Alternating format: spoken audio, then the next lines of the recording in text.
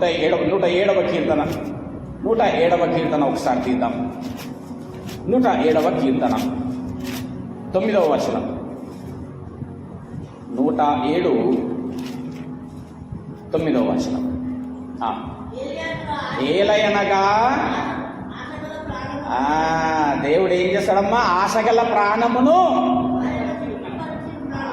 నీ ఆశ ఏమైనదో తెలవదు నాకు. హల్లెలూయా.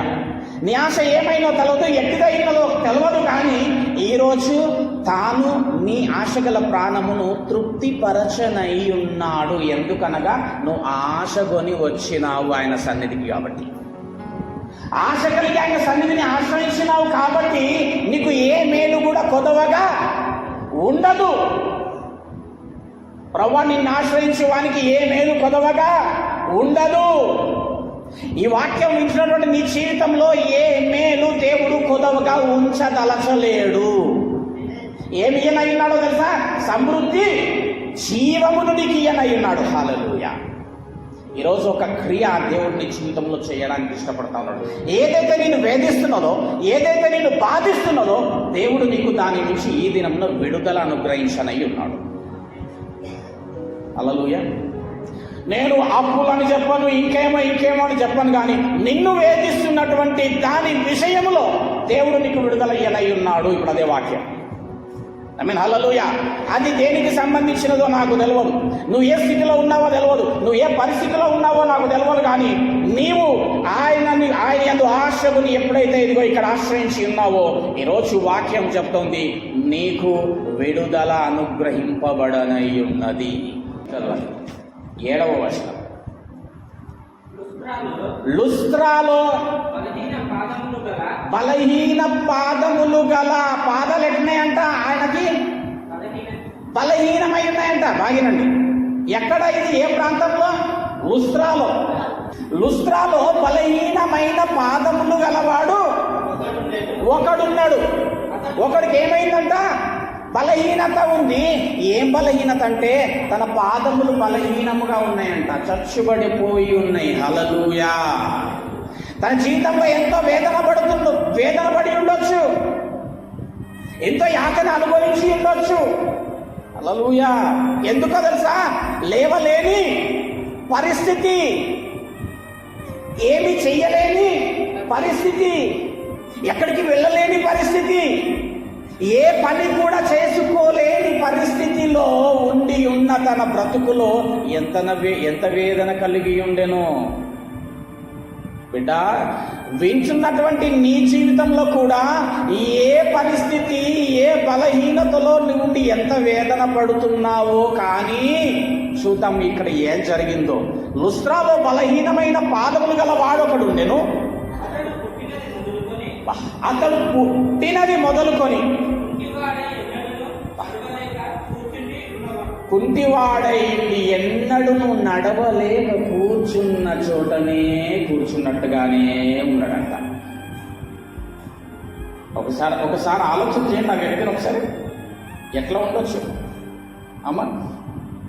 ఎప్పటి నుండంట?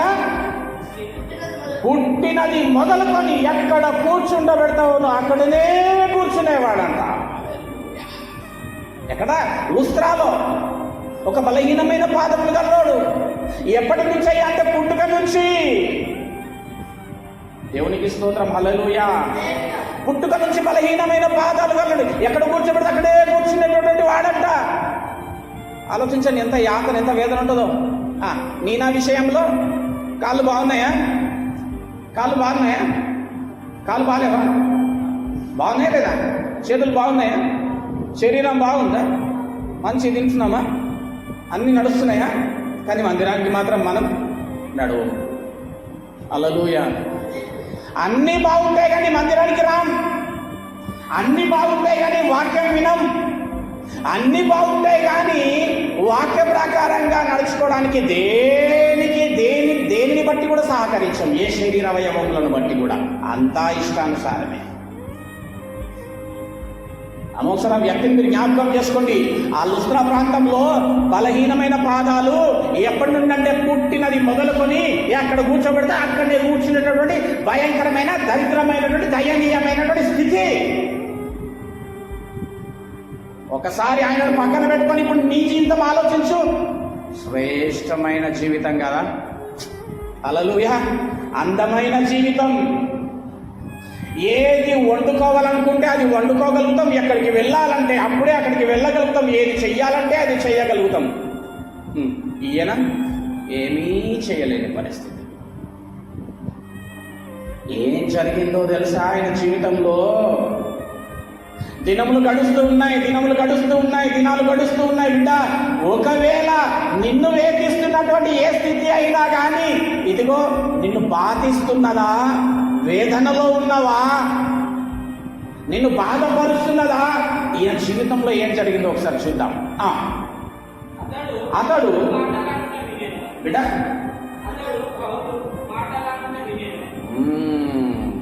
అతడు ఎవరు మాట్లాడుతుంటే విన్నాడంట? పౌలు అంటే ఎవరు? దేవుని సేవకుడు. పౌలు ఏం మాట్లాడతాడు? ఇప్పుడు ఏం మాట్లాడుతుంది కావచ్చు? దేవుని వాక్యం. హల్లెలూయా. బిడ్డ, ఆ యొక్క బలహీనమైన పాదములు గలవాడు ఇప్పుడు ఏమి వినడానికి ఆసక్తి చూపిస్తున్నాడు చెప్పాలా? దేవుని వాక్యం, దేవుని కూర్చిన మాటలు వినడానికి ఈ బలహీనమైన పాదములు గలవాడు ఆసక్తి చూపిస్తున్నాడు. ఎక్కడికి వచ్చి కూర్చోడానికి ఇష్టపడ్డాడు ఇప్పుడు ఆయన?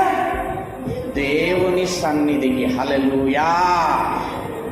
పుట్టుక నుంచి బలహీనమైన పాదములు గలవాడు ఒకటి విన్నాడంట. ఈ రోజు ఇక్కడికి ఒక దైవ సేవకుడు వస్తాడంట, దేవుని మాటలు చెప్తారంట, నేను వెళ్ళి వినాలని. ఎట్లొచ్చినాడో తెలవదు కానీ అక్కడ కూర్చోబెడితే అక్కడ కూర్చున్నాడంట. పౌలు మాట్లాడుతుండగా ఆసక్తిగా విన్నాడంట. హల్లెలూయా. పౌలు మాట్లాడుతుండగా ఇష్టముతో విన్నాడంట, మనసు పెట్టి విన్నాడంట. హల్లెలూయా. మనం ఏది వినడానికి ఇష్టపడతా ఉంటాం? ఏమండి, ఏది వినడానికి ఇష్టపడతా ఉంటాము? ఇతరులు కూర్చినటువంటి మాటలు, లోకంలో కూర్చినటువంటి మాటలు, ఇరుగు పొరుగు వారి కుటుంబాలలో కూర్చిన మాటలు వినడానికి ఇష్టపడుతుంటారండి. ఈ బలహీనమైన పాదములు గలవాడు బిడ్డ, దేవుని సేవకుడు దేవుని మాటలు మాటలాడుచుండగా వినడానికి ఇష్టపడుతున్నాడు. దేవునికి స్తోత్రం. హల్లెలూయా. ఏమి వినడానికి నువ్వు ఆసక్తి కలిగి ఉండాలి తెలుసా? దేవుని మాటలు వినడానికి ఆసక్తి కలిగి ఉండాలి. ఎందుకో తెలుసా? లోకంలో కూర్చిన మాటలు కానీ, మనుషులకు సంబంధించిన మాటలు కానీ వినడానికి నువ్వు ఆసక్తి చూపించినావంటే నీ జీవితంలో ఏం జరుగుతుంది తెలుసా? భయము ప్రవేశిస్తుంది నీ జీవితంలో. లోకంలో కూర్చున్న మాటలు వినడానికి ఒకవేళ నీ మనస్సు గనక ఆసక్తి చూపిస్తే నీ జీవితంలో భయం ప్రవేశిస్తుంది. యాయిలు కూడా దేవుడి దగ్గరికి పోయినప్పుడు అంట, ప్రభువా నా బిడ్డ చావ సిద్ధమైంది, రా, నువ్వు దాని తలపైన చేతి పెడితే లేస్తుంది అని దేవుడి కోసం నిరీక్షణ కలిగి ఉంటేనంట. యాయిలు కుటుంబం నుంచి కొంతమంది వచ్చి చెప్పారంట, యాయిలు నీ బిడ్డ చనిపోయింది, ఇంకెందుకైనా నువ్వు బాధపడుతున్నావు, వచ్చేసేయన్నారంట. అన్నప్పుడు యేసు అన్నాడంట, యాయిరు, నీవు మనుషుల మాట లక్ష్య పెట్టకు, భయపడకు. దేవునికి స్తోత్రం. హల్లెలూయా. వినండి. ఈరోజు కూడా ఆయన నామమున ఇదిగో ఆయన యొక్క మాటలు వినడానికి నువ్వు ఆసక్తితో వచ్చినావా? ఆశతో వచ్చినావా? ఏమి వాక్యం ఉంటుందో అనే ఆసక్తితోనే వచ్చినావా? వస్తే గనక ఈరోజు నీ జీవితంలో కూడా ఏం జరగనై ఉన్నదో చూద్దాం. నీలో కూడా ఏ బలహీనత ఉన్నదో, పాపం అనే బలహీనత ఉన్నదో, నిన్ను వేధించే బలహీనత ఉన్నదో, నిన్ను బాధపరిచే బలహీనత ఉన్నదో, ఎట్టి విధమైన బలహీనత ఉన్నదో, నువ్వు ఇక్కడికి వచ్చి వింటున్నావు కదా, ఆయన కూడా వచ్చి వింటున్నాడు. ఆయన జీవితంలో ఏం జరిగిందో చూద్దామండి. మళ్ళొకసారి చదవండి. లుస్త్రా గల వాడొకడు నేను, అతడు పుట్టినది మొదలుకొని అమ్మా కుంచివాడై ఎన్నడూ నడవలేక కూర్చుండి ఉండువాడు. అతడు పౌలు మాటలాడుచుండగా విని. మీటింగ్ అవుతుంది ఏమండి, మీటింగ్ అవుతుంది, దేవుని వాక్యం సేవకుడు చెప్తుంటే వచ్చి కూర్చున్నాడు, వింటా ఉన్నాడంట. హల్లెలూయా చెప్పండి. రోమాలో ఉంటుంది, వినుట వలన ఏమొస్తుందంట? హల్లెలూయా. వినుట వలన విశ్వాసం వస్తుందంట. అది ఏ మాటల వలన? లోక మాటల వలన. అది క్రీస్తును గూర్చిన మాటల వలన. అది ఎప్పుడైతే క్రీస్తును గూర్చిన మాటలు వినడానికి నువ్వు ఆసక్తి కలిగి ఉంటావో విశ్వాసములో బలవంతురాలవుతావు. ఎప్పుడైతే నువ్వు బలపరచబడుతుందో విశ్వాసములో నీలో ఉన్న బలహీనత నిన్ను విడిచి పారిపోతుంది. దేవునికి స్తోత్రం. చాలా మంది ఎక్కడ తెలుసా, పాపాన్ని జయించలేకపోతున్నా, నేను ఇది మానలేకపోతున్నా, నేను ఇది విడిచిపెట్టలేకపోతున్నా, ఇది ఒక్కటి నాతో కావడం లేదు, ఇది ఒక్కటే చేయడం లేదు అంటారు తెలుసా, అంటారు కదా. వాళ్ళు ఏం చేయాలి తెలుసా? నీ వలన నువ్వు విడిచిపెట్ట నీకు వీలు కాదు, కానీ నువ్వెప్పుడైతే వాక్యములోనికి వస్తావో, వాక్యముతో నువ్వు ఎప్పుడైతే సహవాసం చేస్తావో ఆ వాక్యము ద్వారా నువ్వు దాన్ని జయిస్తావు. ఏమేన్? ఎప్పుడైతే నువ్వు ప్రార్థన చేస్తున్నావో ప్రార్థన ద్వారా ఒక బలహీనతను జయించగలవు, విడిచిపెట్టగలవు. కానీ నీ స్వతహాగా నీకు ఏమి చేయలేవు, విడిచిపెట్టలేవు, దాన్ని జయించలేవు. అతడు పౌలు మాటలాడుచుండగా విని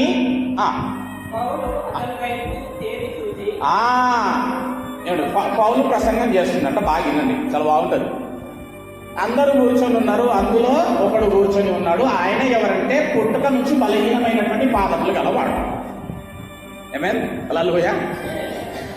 పౌలు మాటలాడుతూ ఉన్నాడంట. మాట్లాడుతూ అటువైపు తేరి చూసినాడంట. చాలా మంది బలహీనత ఉన్నప్పుడు దేన్ని ఆశ్రయిస్తారో తెలుసా?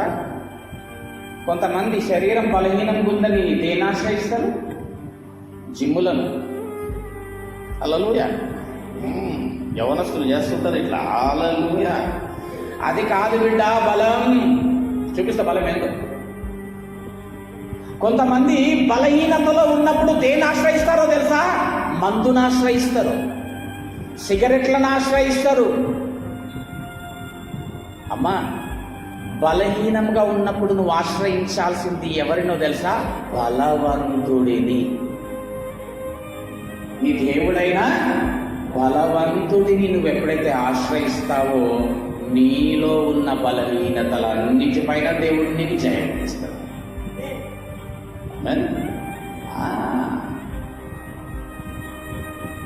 నువ్వు బలపరచబడాలంటే బలవంతుణ్ణి ఆశ్రయించాలి. బలహీన పాదములు గలవాడు ఎవరిని ఆశ్రయించిండు? దేవుని మాటలను, వాక్యం ఆశ్రయించిండు. పౌలు చెప్తా ఉన్నాడంట. చెప్తూ తన వైపు తేరి చూసిండంట. చదువు బాగుంటుంది. పౌలు అతని వైపు తేరి చూచి అబ్బా ఏం గ్రహించిందంట ఈ సేవకుడు? స్వస్థత పొందాలని ఉన్నదని గ్రహించింది. గ్రహింపు దేవుడు అనుగ్రహించిండు సేవకుడికి. ఏమన్నాడంట తెలుసా? పౌలు వాక్యం చెప్తుంటే ఏమన్నా తెలుసా? పౌలా, నీ ప్రక్కపకుడు బలహీనమైన పాదములు గల్లోడు కూర్చొనుండు, వాడు వింటూ విశ్వాసంలో బలపడినాడు. అది ఏం విశ్వాసమో తెలుసా? వినండి, ఏమనుకున్నాడంటే తెలుసా? ఈ బలహీనమైన పాదములు గల్లోడు వింటూ పౌలు చెప్తున్న దేవుడి మాటలు వింటూ బలహీనంగా ఉన్నవాడట. విశ్వాసములో బలపడుతూ అనుకున్నాడంట. అనుకున్న మొదలు పెట్టినాడంట. ఏమనంట తెలుసా? ఈరోజు నేను లేచి నిలబడతా. హల్లెలూయా. సేవకుడు మాట్లాడుతుండగా, దేవుడి వాక్యం చెప్తుండగా కూర్చున్న బలహీనమైన పాదములు గలవాడు విశ్వాసంలో బలపడి ఏమనుకుంటున్నాడు తెలుసా? ఈరోజు నేను లేచి నిలబడగలనన్నమాట. ఆమేన్. ఇంకా వాక్యం చెప్తా ఉన్నాడు. దేవుడు చూసిన మాటలు చెప్తా ఉంటే నెక్స్ట్ ఇంకొక స్టేజ్కి వెళ్ళిపోయినట్ట. ఏమనుకున్నాడు తెలుసా? నేను నిలబడమే కాదు, ఈరోజు నేను నడవగలను కూడా. హల్లెలూయా అని విశ్వాసములో వాడు బలపడుతూ ఉండగా పౌలు ద్వారా దేవుడు బయలుపరిచినాడంట. పౌలా, ఒకసారి నీ ప్రక్కకు చూడు, అక్కడ ఒక బలహీనమైన పాదములు గలవాడు ఉన్నాడు, వాడు ఈరోజు లేచి నిలబడతాననేటటువంటి విశ్వాసములో ఉన్నాడు, వాడిని నువ్వేం చేయగలుసా, లెమ్మని చెప్పు. హల్లెలూయా. పౌలాని ప్రక్కకున్నటువంటి ఆ గుంపులో ఒక వ్యక్తి ఉన్నాడు, విశ్వాసంలో బలపడతా ఉన్నాడు, మాటలను చాలా శ్రద్ధగా వింటా ఉన్నాడు, ఎంతో ఆశతో వచ్చినాడు, ఆతృతతో వచ్చినాడు. చెప్పవాడికి లేచి గంతులయ్యమని చెప్పునా నామమున. దేవునికి స్తోత్రం. ఏం చేస్తాడు పౌలు? మళ్ళీ చదువు. పౌలు పౌలు తేరి చూచి నీ పాదములు మోపి సరిగ్గా నిలువుమని బిగ్గరగా చెప్పినప్పుడు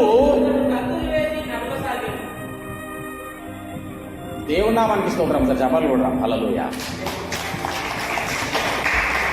ఏమైంది? బలహీన పాదంలో వచ్చినాడు, బలహీనంగా వచ్చినాడు, పుట్టుక నుంచి బలహీనమే. కానీ ఆ దేవుని మాటలు వింటూ ఉండగా బలపరచబడినాడు విశ్వాసంలో. అనుకున్నాడంట, నేను ఈరోజు లేచి నిలబడగలను. రెండవదిగా అనుకున్నట, నేను నడవగలను కూడా. తన విశ్వాసమును చూసి, అంటే ఇదిగో పౌలును దేవుడు నడిపించినాడు. పౌలా, లేచి గంతులయ్యమని చెప్పా నా కుమారుణ్ణి. ఏమైనా? హల్లెలూయా. అతని వైపు తేరి చూసినాడంట, లేచి గంతులయ్యని చెప్పినాడంట. ఈయనేమనుకున్నాడంట, బలహీనమైన పాదం గలడు, లేచి నిలబడగలుగుతా, నడవగలుగుతా అనుకున్నాడంట. నువ్వు ఊహించు దానికంటే కదా, అడుగు దానికంటే, ఊహించు వాటికంటే దేవుడు అధికమైన మేలు చేస్తాడంట.